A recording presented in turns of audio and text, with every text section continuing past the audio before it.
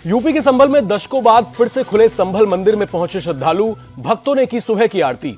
भगवान के चलते हनुमान जी का चोला भी चढ़ाया गया, शिवलिंग का श्रृंगार कर मंदिर के अंदर छत्र भी लगाया गया।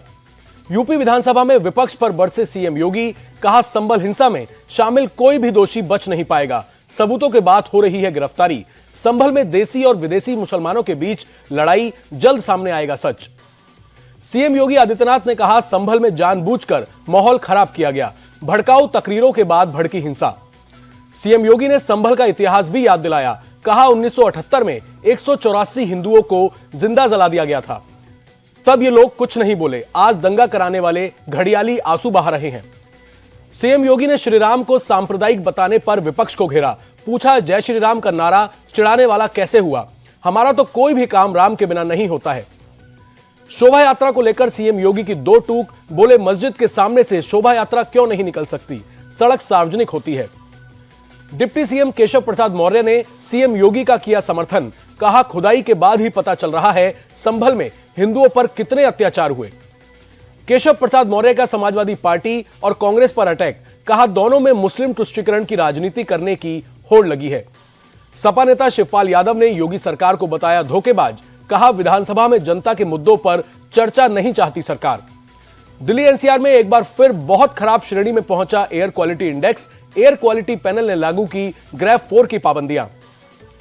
दिल्ली शिक्षा विभाग ने 5वीं क्लास तक की पढ़ाई हाइब्रिड मोड में करवाने का आदेश किया जारी।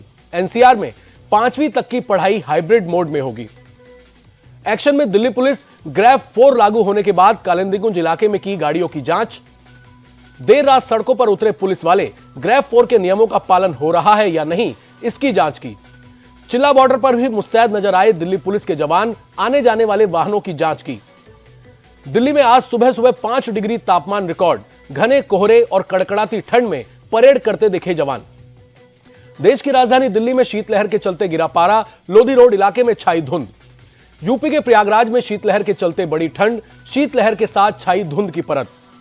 यूपी के कानपुर में गिरते तापमान के साथ इलाके में छाई धुंध की चादर, ठंड से बचने के लिए लोगों ने लिया अलाव का सहारा। हापुड़ में तापमान गिरने से शीतलहर जारी, शहर में कई इलाकों में छाई धुंध। कर्नाटक के कलबुर्गी में भी जबरदस्त ठंड, ठंड से बचने के लिए लोग अलाव का सहारा लेते दिखे। मुंबई शहर के कई हिस्सों में छाई धुंध की परत, बांद्रा रिलैक्सेशन इलाके में विजिबिलिटी पर असर। कड़ाके की ठंड में भी पंजाब हरियाणा शंभू बॉर्डर पर जमे हैं किसान, विभिन्न मांगों को लेकर विरोध प्रदर्शन। दिल्ली के धौला कुआं के पास देर रात जबरदस्त कार हादसा, तेज रफ्तार कार फुटपाथ से टकराकर पलटी। Traffic police DCP Shashank Jaiswal मौके पर पहुंचे, कार में सवार सेना के अधिकारी और उनकी पत्नी को कार से निकाला गया, दोनों सुरक्षित। दिल्ली यूनिवर्सिटी के लॉ फैकल्टी के छात्रों का दावा, पुलिस ने शांतिपूर्वक प्रदर्शन कर रहे लॉ फैकल्टी के छात्रों पर किया लाठीचार्ज। परीक्षा की तारीख आगे बढ़ाने की मांग को लेकर छात्र कर रहे थे प्रदर्शन। छात्रों का आरोप, लॉ फैकल्टी के डीन से मिलना चाहते थे छात्र, लेकिन डीन ने छात्र प्रतिनिधि से मिलने की बजाय कैंपस के अंदर पुलिस बुला ली। दिल्ली गैंगरेप केस के 12 साल पूरे होने पर जेएनयू के छात्रों ने निकाला बेखौफ आजादी मार्च, गंगा ढाबा से मुनरिका बस स्टॉप तक किया मार्च।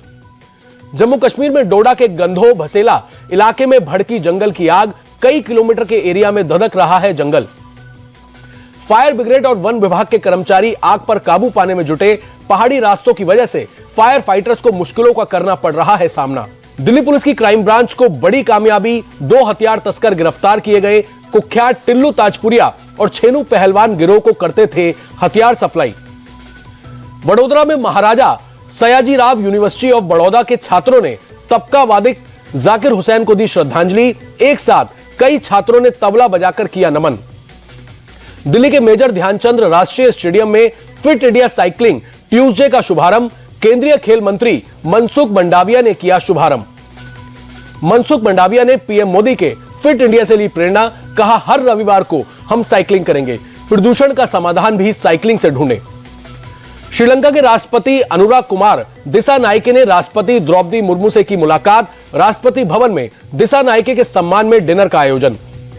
कार्यक्रम के दौरान उपराष्ट्रपति जगदीप धनखड़ भी रहे मौजूद, विदेश मंत्री जयशंकर, केंद्रीय मंत्री पीयूष गोयल और किरेन रिजिजू ने भी की शिरकत।